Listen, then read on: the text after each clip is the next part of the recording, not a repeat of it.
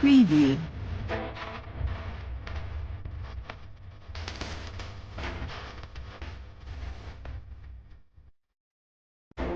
Preview.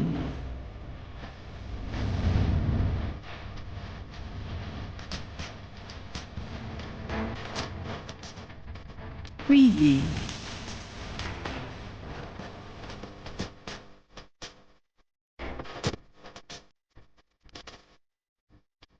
Preview.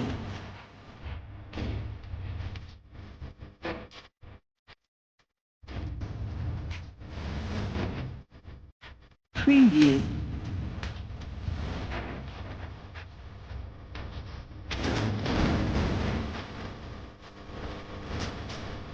Preview.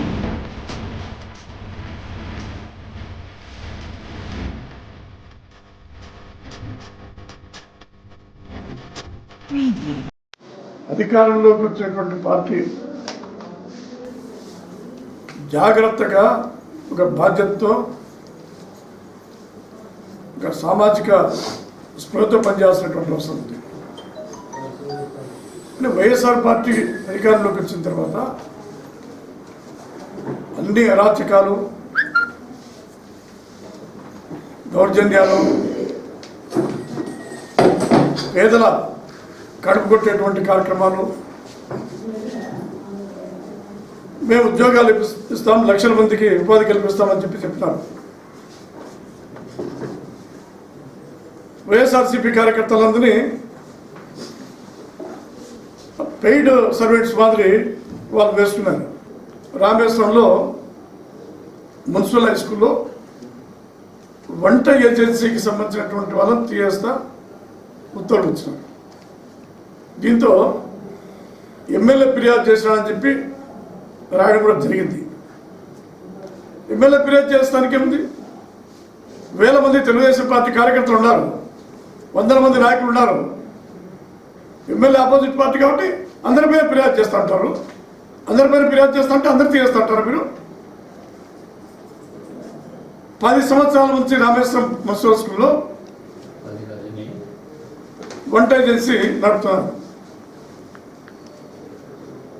ఇంతవరకు ఎటువంటి ఫిర్యాదు లేదు నుంచి కానీ, తల్లిదండ్రుల దగ్గర నుంచి కానీ, అక్కడ టీచర్స్ దగ్గర నుంచి కానీ ఇక్కడ కంప్లైంట్ లేదు. 6 లక్షల రూపాయలు వాళ్ళకి డబ్బులు కూడా ఇవ్వాలి. ఇంకా 6 లక్షల రూపాయలు డబ్బులు కూడా వాళ్ళకి ఇవ్వాలి. వాళ్ళు అప్పులు చేసి 3 రూపాయలు వడ్డీలు తెచ్చి వంట ఏజెన్సీలు నడుపుతారు. డబ్బులు రాక వాళ్ళ శక్తి ఎంత శక్తి, వాళ్ళేదో ఉపాధి కోసం అని చెప్పి పెట్టుకున్నారు. అటువంటిది గవర్నమెంట్ డబ్బులు ఇవ్వలేదు కాబట్టి సొంతం పెట్టుబడి పెడుతున్నారు. వాళ్ళని తీసేయడం అంటే ఇంతకంటే దుర్మార్గమైనటువంటి విషయం మరొకటి లేదు. సీతంపల్లిలో ఆనిమేటర్ తీయేస్తున్నారు.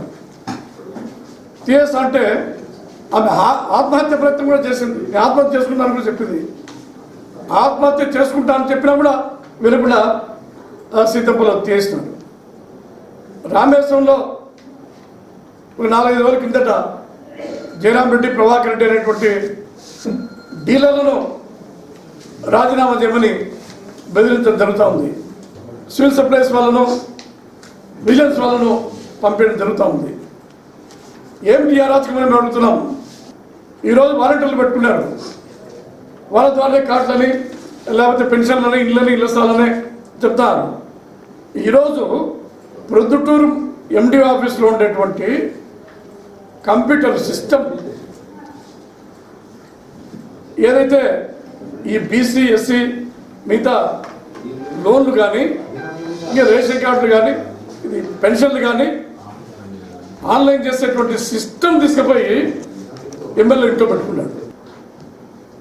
ఎండిఓ దగ్గర కంప్యూటర్ ఉంటే వైఎస్ఆర్ పార్టీ వాళ్ళు కాకుండా, ఎమ్మెల్యే చెప్పిన వాళ్ళు కాకుండా ఇంకెవరికైనా ఒకరికో ఇద్దరికో అర్హులకు లోన్లు ఇస్తారేమో అని చెప్పి కంప్యూటర్ ఇంట్లో తీసుకొని పోయి పెట్టుకొని ఎండిఓపై వాళ్ళ ఇంటిపై కంప్యూటర్ చేయాలి, సిస్టమ్ వాడుకోవాలి, ఆన్లైన్ చేయాలి.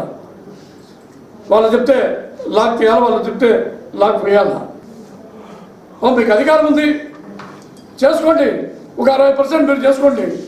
మిగతా 40% మిగతా ప్రజలకు అర్హులకు ప్రతిపక్ష పార్టీలకు ఇవ్వాలి కదా. ఇంత దారుణమైనటువంటి పరిస్థితి ఎక్కడా లేదు. మీ అధికారులు కూడా ఒకటి మనం చేస్తున్నాం,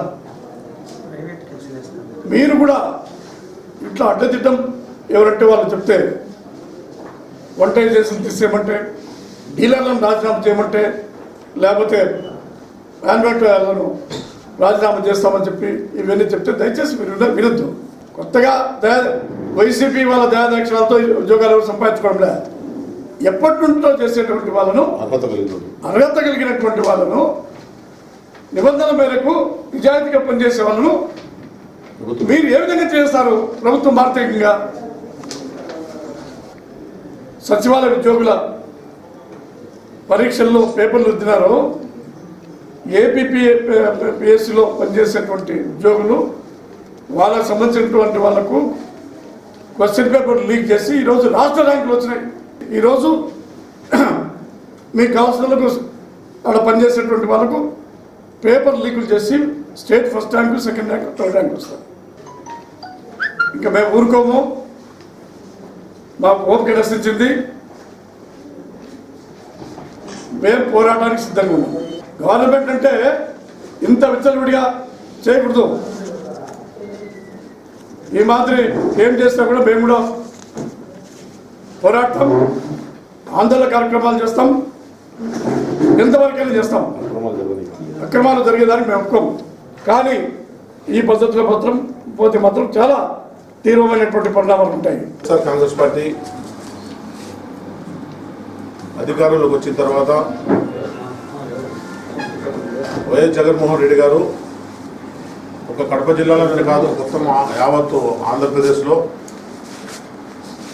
ఆయన ఇష్టానుసారంగా నిర్ణయాలు తీసుకొని ప్రాజెక్టుల నిలుపుదల, రాజధాని నిలుపుదల, రాష్ట్ర అభివృద్ధి కుంటుపడేటట్టుగా చేసి కక్ష సాధింపు చర్యలకు నేను పాల్గొనను అని చెప్పి టోటల్ మొత్తం రాష్ట్రాన్ని కక్ష సాధింపులకు గురి చేస్తున్నారు.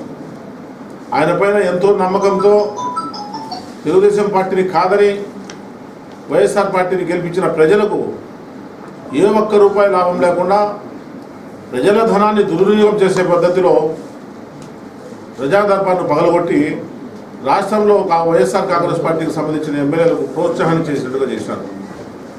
కక్ష సాధింపు చర్యలకు పాల్గొనేటట్టుగా చేస్తూ ఉన్నాడు. ప్రజలకు వ్యతిరేకమైన పనులను చేస్తూ ఉన్నారనే ఆలోచన ప్రజల్లో అంతా ఈరోజు ఉండటం జరుగుతూ ఉంది.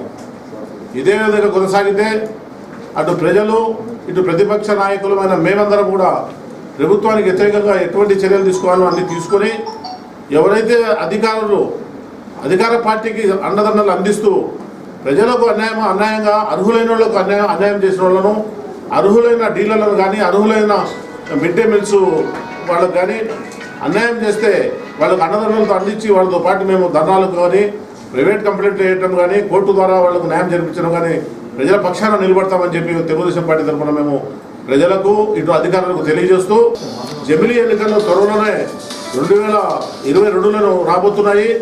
ఆల్రెడీగా 300 రోజుల పరిపాలన అయిపోయింది.